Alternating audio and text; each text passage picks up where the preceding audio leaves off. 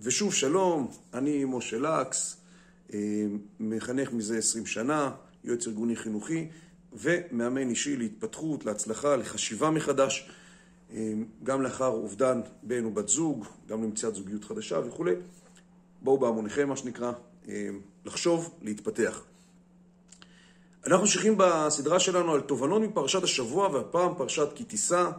הפרשה מתחילה במניין ספירה של בני ישראל, איך עושים את זה, ממשיכה בעוד כל מיני נושאים. הנושא המרכזי שלה זה חטא העגל, אבל אני רוצה להתעסק בנושא שיש בסוף.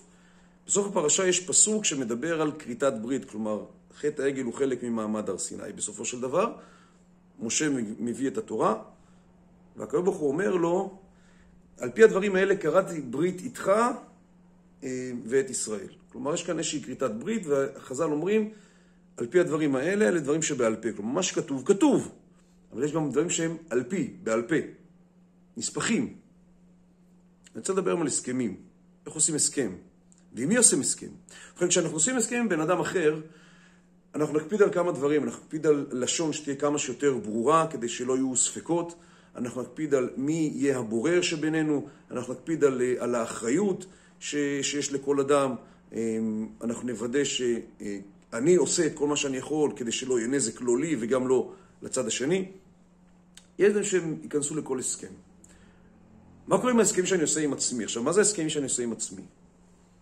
לכל אדם יש סיפור שהוא מספר לעצמו, וזה חשוב. למה הסיפור הזה חשוב? כי מילים מבטאות מחשבה, מילים מבטאות מציאות, או איך אני רואה את המציאות.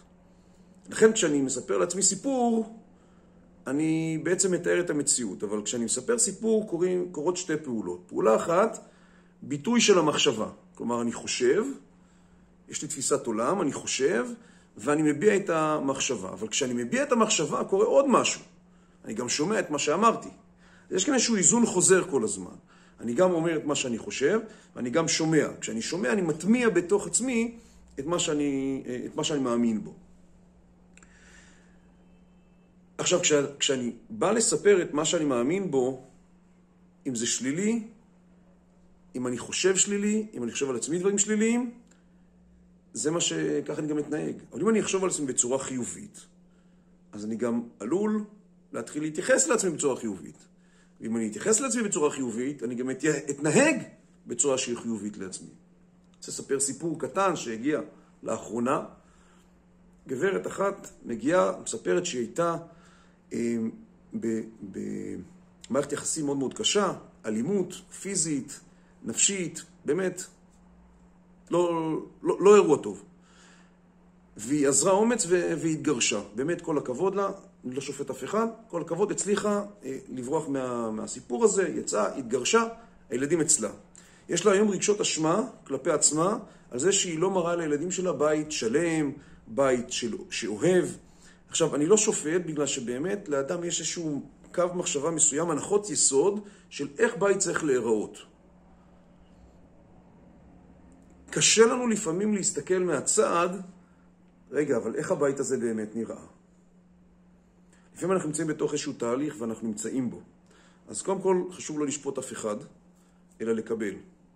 וכאן צריך עכשיו לעשות איזושהי עבודה ולהראות, רגע, אולי עכשיו באמת יותר טוב? נכון שקודם היו שני בני זוג, הכל טוב, אבל כנראה שלא היה כל כך טוב אם החלטת להתגרש. טוב, אז בואו נחזור חזרה לנושא של ההסכמים שיש לנו עם עצמנו.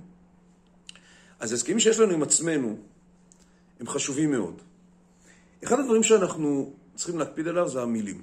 כמו שאמרנו, המילה היא גם מבטאת מחשבה, אבל אני גם שומע את מה שאני אומר.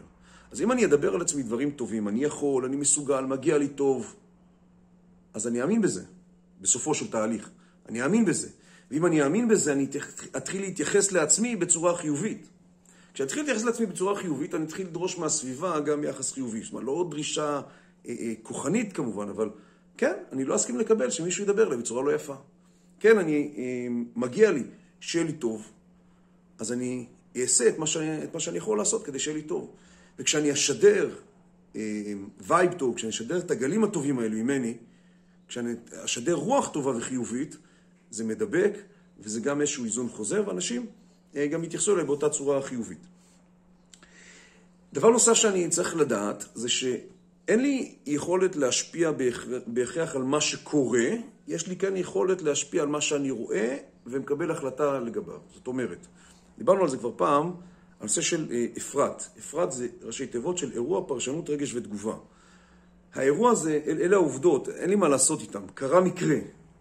עכשיו, איך אני מפרש את זה? אם אני אפרש את זה בצורה שלילית, אם אני אפרש את זה בצורה שניסו לעשות לי, בצורה של אין לי מזל, בצורה של... ככה אני מתייחס, וככה זה גם, אני אשכב פנימה. אבל אני מתייחס לזה בצורה של...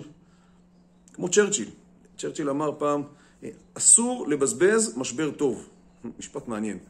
קרה משבר. איך אני יכול להתייחס אליו? איך אני יכול לקחת אותו למקום שיהיה חיובי וטוב? אז זאת הפרשנות, ממילא גם הרגש שלי יהיה כזה. כלומר, אם אני אפרש את זה בצורה של רעה, הרגש שלי הוא ישקיע אותי, אם אני אתייחס לזה בצורה חיובית, איפה אני יכול לשנות, מה אני יכול לעשות, אז ממילא אני גם אוכל להגדיל את עצמי הלאה. דבר חשוב שאנחנו הרבה פעמים עושים, זה אנחנו אומרים לעצמנו, אני לא יכול, אני לא מסוגל, אני לא... נכון, לכל אחד יש מגבלה של כוחות, זה בסדר. אל תגיד אני לא יכול, תגיד מה אני יכול לעשות כדי להצליח.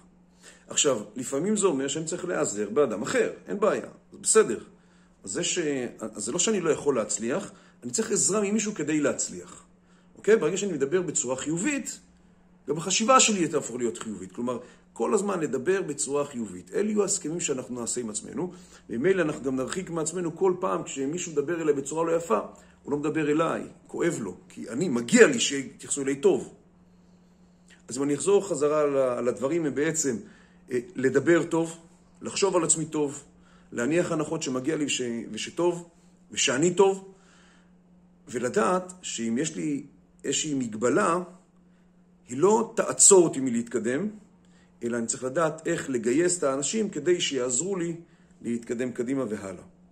אז אם כן, נחשוב טוב, נעשה טוב, ואז גם יהיה טוב. אני הייתי משה לקס, ניתן להשיג אותי באחת מהדרכים המופיעות באתר.